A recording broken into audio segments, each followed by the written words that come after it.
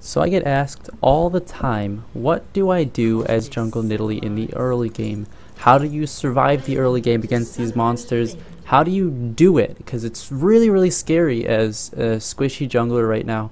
It's just such a daunting location for a lot of players. So I want to show you some tricks with ranged junglers in general, and then a couple tricks with Nidalee that allow you to play a pretty safe early game jungle. The first one would be starting trap. If you feel the enemy team is likely to invade you, or it's a little bit of a scary situation, starting trap and placing traps in locations near your jungle that you're going to be starting is always a good idea.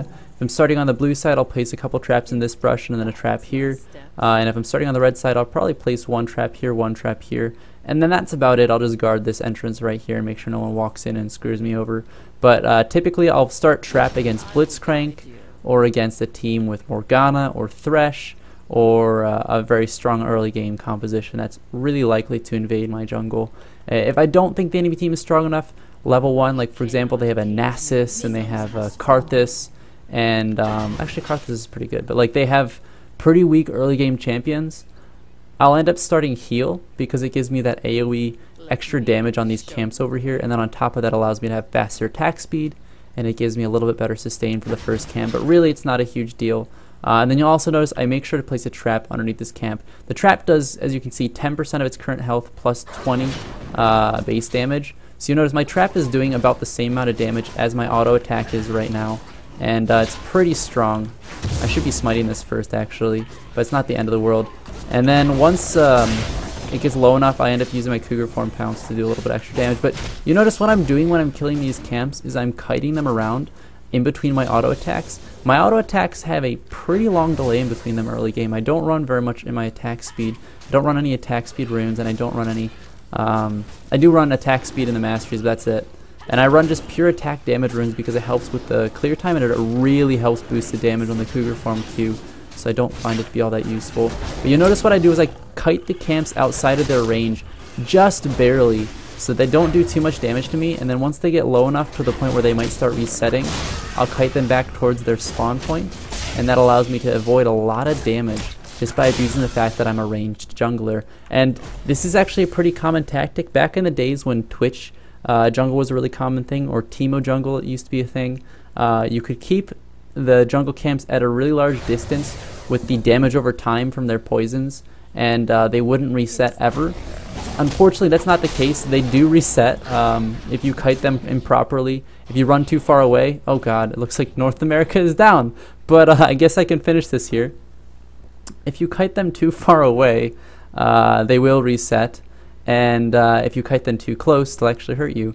So you gotta find that fine line, just practice it a couple of games. But as you can see, that's a typical jungle start. You notice I haven't used any potions. I'm pretty much full on mana and I can heal myself. And that's a typical jungle start for Nidalee. I wanted to get this out there because I've been asked this so many times, but I guess I won't be able to. Ooh, can I unpause? I can unpause. Sweet, I can go back to jungling. That was an interesting thing. I guess Riot's having trouble with their servers, and unfortunately I can't use my heal using my keyboard. What? This is a very strange thing. I can't use my buttons. Alright, well, this is a typical jungle path for Nidalee. I can't even use flat or smite. Interesting conundrum we've run into. But yeah, that's a typical jungle start for Nidalee. You'll notice I'm going to hit level 3 right off the bat here. And then I can either go gank, or I can heal myself up with an E, and then go on my way. But generally that's the starting path for her. After that, I usually will end up picking up, I can't even open the shop. I guess League doesn't recognize my keyboard strokes right now. That's a weird glitch.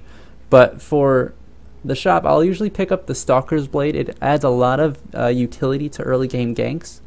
And then on top of that, I'll build it into a warrior. The reason I build it into warrior is because Nidalee's Cougar Form Q scales phenomenally with attack damage.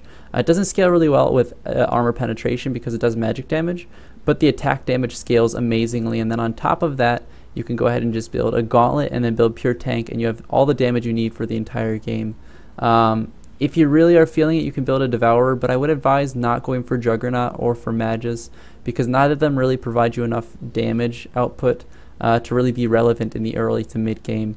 Magus, it does provide you enough to have decent spear damage and has good cooldown reduction, but late game it doesn't do anything for an AP Nidalee, and I really don't advise going AP Nidalee in the jungle because it is going to be way more risky, because you will be taking a lot more damage from camps and dishing out a lot less.